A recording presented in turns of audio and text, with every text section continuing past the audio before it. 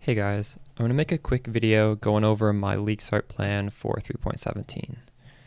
So I've decided I'm going to league start as Inquisitor Spark, and I know I made that video saying it's not that strong, and I do stand by that video, but I don't think it needs to be that strong. My plan is to go into the league and do a lot of mapping, and then, I don't know, like X amount of days into the league, when I feel like I need a bosser, I'm gonna buy up the uniques needed for skeleton mages, and I'm probably gonna follow Kayla's guide and just quickly level up a necromancer and use that for the bossing content. But I don't feel like I will need that character at least for like the first week, so I don't know. We'll see how it goes. I do have a backup tree for Inquisitor that uses Stormburst, and that will be able to do all content, but I don't think I'll have to take such drastic measures as to abandon Spark, but that is a possibility. Now, I will be making semi-daily content videos on my Spark character, so you'll be able to see the sort of gearing choices I actually make, and you'll be able to see the content we end up doing. Hopefully, we'll see the build pan out successfully. Now, I don't want to push this too heavily as a league starter because, again, it does have a lot of weaknesses. It's a glass cannon type build. I wouldn't recommend this for a new player because it's not very forgiving. But it's a fun skill, and I think for its purposes, it's good enough. So yeah, we're going to be going with Inquisitor Spark. Hopefully we don't end up regretting it. So I'm going to start by explaining the mechanics behind Spark. And this is important because it will help conceptualize the reasoning behind certain modifiers that we're trying to get. So Spark is a spell and it lasts 2 seconds long. So what does that mean? It means our Spark will last at most 2 seconds, and it will last less if it hits an enemy before the 2 seconds is up. Now, if we get Pierce on Spark, it will allow us to pierce through the first target, and then over the course of the 2 seconds, it could potentially hit another target. Although there is a rearm time on Spark, so it can't instantly do damage after it hits the first target. The rearm time is 2/3 of a second. So if you want to scale Spark so that our total DPS here, which is of 1 Spark, can actually hit multiple times, we're going to want to get skill effect duration. So let's look at, that's one part of the puzzle.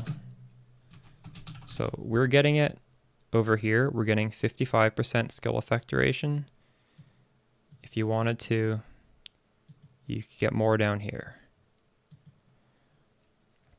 So by getting skill effect duration, we can increase the duration of the spark bolts past 2 seconds up into like 3 or 4 seconds, depending on how much you get. And we want the pierce, because if we have no pierce, the skill effect duration doesn't really matter because we'll just hit one enemy and we'll lose the bolt. So we're getting pierce on an Act 5 jewel right here, Poacher's Aim. It's free. It gives you 1 pierce. And there are other ways to get pierce, such as the Voidwalker boots. If we eventually get these, they'll give us 5 pierce. I think 5 is actually overkill, but it is generally a cheap boot, so this is an option. And on the cluster jewels,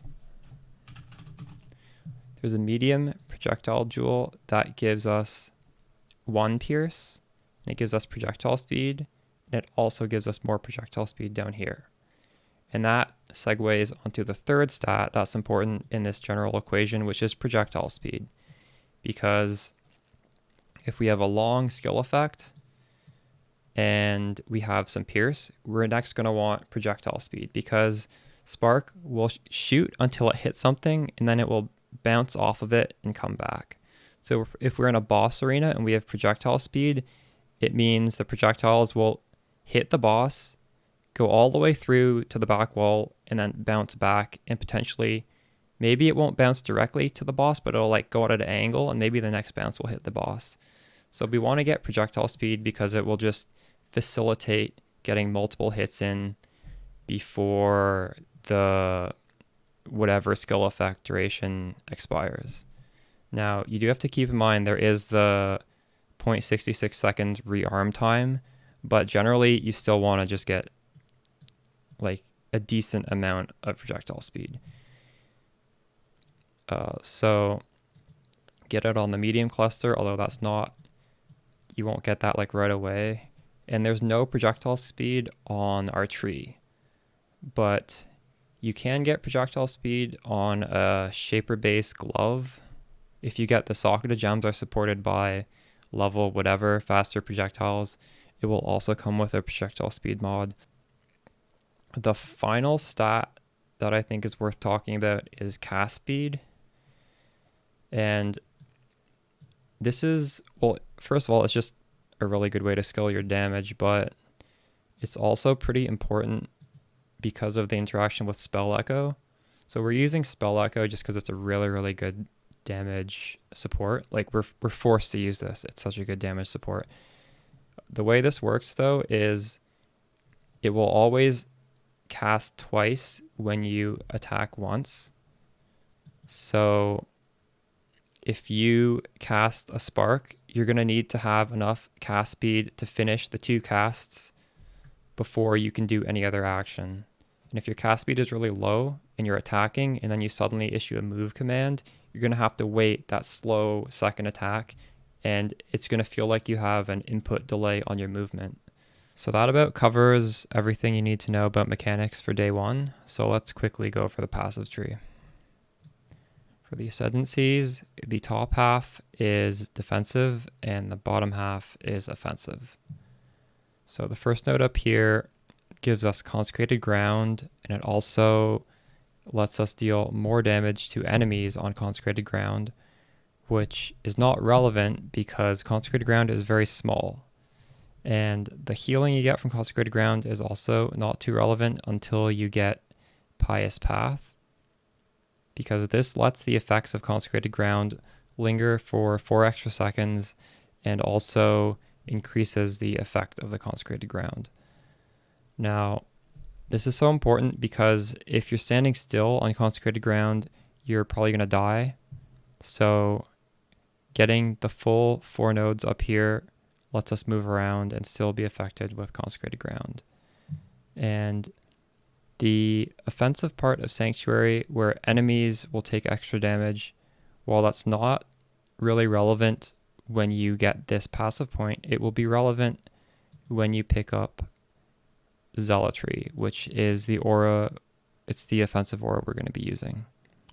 Because Zealotry gives us a 10% chance to create consecrated ground underneath a rare or unique enemy, and we're hitting fast enough that we're going to be creating consecrated ground reliably on bosses. So this also is the main reason we use Zealotry instead of Wrath, because you might think, oh wait, we should be using Wrath, we're a lightning skill. No, Zealotry is more damage, and this is why. So for the offensive nodes, the first one enables the strength stacking part of our build, where we get extra critical strike chance for the lowest of strength or intelligence, and our strength is always going to be lower than intelligence probably. So we just want to get a lot of strength. It'll help us get our crit chance capped out. The reason we care especially much about getting crit chance capped is because of the last node we're going to get, which is critical strikes ignore enemy monster resistances. So this is pretty good against bosses like Cyrus or whatever. They have quite a bit of elemental resistances, so this will make them easier to kill. And this is probably the least important of your passives. So I would recommend going the defensive ones and then the offensive ones. All right. Now, as for the skill tree, It's all pretty powerful. I don't really think you can brick your leveling experience no matter where you go, but I will give a few pointers. You're probably going to want to grab resistances just to make the leveling process a little bit smoother. So this is 36 elemental resistances here. And the next big one is either the mastery here or here, because they're the same mastery, and it's 45 resistances. Now, if you're going up here, ignore the power charges and ignore the jewel socket, get those later. And when you go down here, I would stop at Shaper. This is only really good once you get your final 2 ascendancies and you like min-max your gear with a lot of strength. So just stop here. There's a little bit more resistance here. There's a little bit more resistance here. It's not as important as these two. And once you go and finish up here, this is when you can start picking up the power charge nodes, because this enables power charge generation. Now eventually we're going to want to get clusters, and once we decide to move on to clusters, I would just unspec this part of the tree. It's probably the least important part, so just eventually take all of this out. And you can get the cluster. The large cluster, the important thing to get is Doriani's Lesson, which gives us lifesteal. The other 2 nodes, there are a bunch of options. Prismatic Heart gives us LA resistances. Thunderstruck, I actually think this is kind of a meme. Well, it's crit chance, which is nice. Knockback, that's sort of not too important. Other options would be you could get some blind with disorienting display or overshock. I don't know. It's not too important. Just get whatever you can get.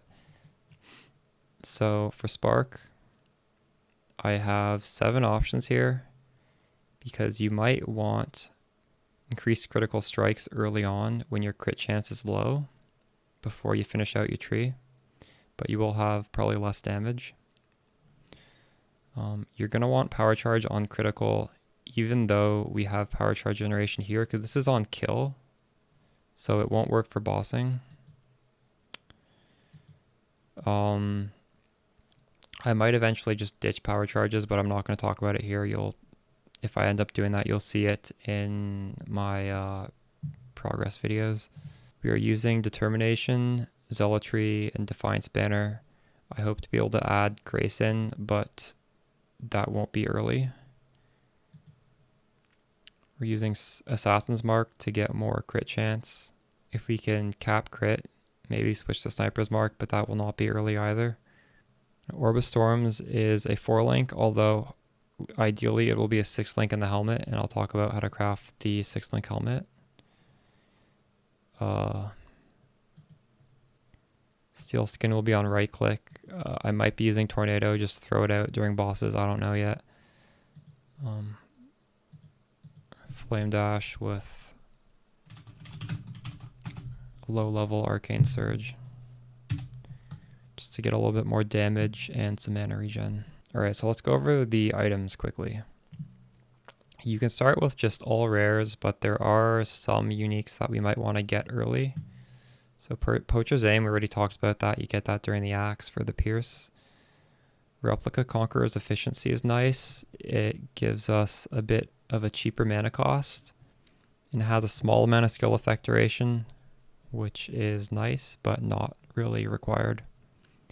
For a belt, I have Doriani's Invitation as an option. Now keep in mind, there's a lot of variants of this belt, and you're going to want the one that has lightning damage leached as life, so make sure you get that one. If you do end up getting this belt, you can, well, we can't really self-farm this belt because it's from the sacrifice fragments, and Edziri has Reflect, but if we solve Reflect, we can self-farm it. I would probably just buy it off of someone. Call of the Brotherhood is the most important of these uniques. It's possibly going to be expensive at League Start. but we will be wanting to get this for sure at some point because our build doesn't really have much defenses.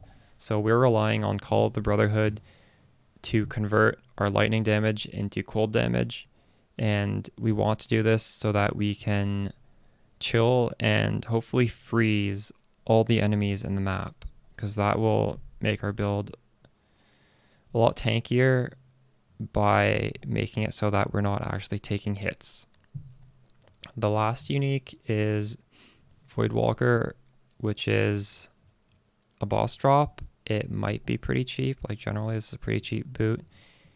It gives us 5 pierce. Now that's too much pierce. We don't need that much pierce, but like it's not like it's a bad thing. It's a way to get pierce before we get the medium cluster. So it's an option.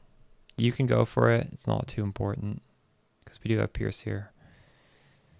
And lastly, for the 6th link Orbistorm's helmet, we want to take a eye level 80 Shaper base and slam an Essence of Horror on it. The Essence of Horror guarantees we have a 5 link with the 30% extra damage to socketed spells. And if we can also hit Innervate support, we will have a pseudo 6th link.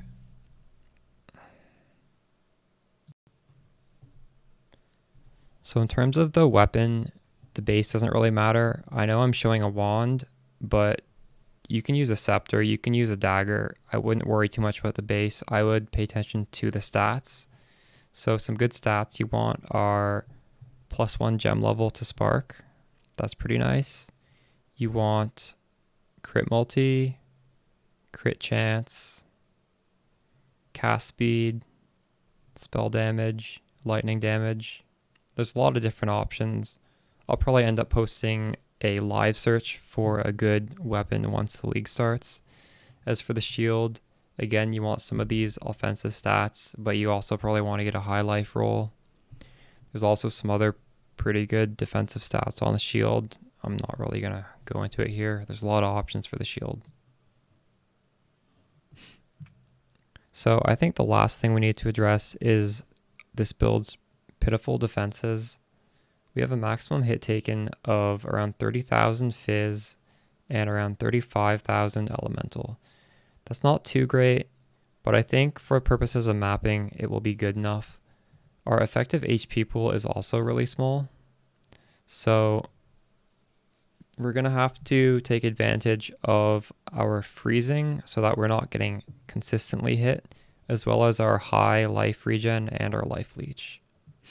Now, in order to improve our effective HP pool, we will be adding in Grace eventually.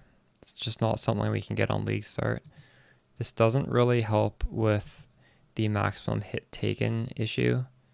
In order to improve your maximum hit taken, you're going to either have to find armor on your gear. You can pick up some increased armor nodes on the tree around here, and we can get like plus maximum resistances, I suppose, for the elemental max hit taken. But I wouldn't worry too much about the LE side. I would just worry about the physical max hit taken. All right, well, I think I'm going to wrap up this video here. Again, this is a somewhat rough template on how to play Spark. I will be putting out videos in the coming weeks to show my actual progress. And if you guys are interested in playing Spark, or if you just want to tag along for the ride, I hope to see you guys around.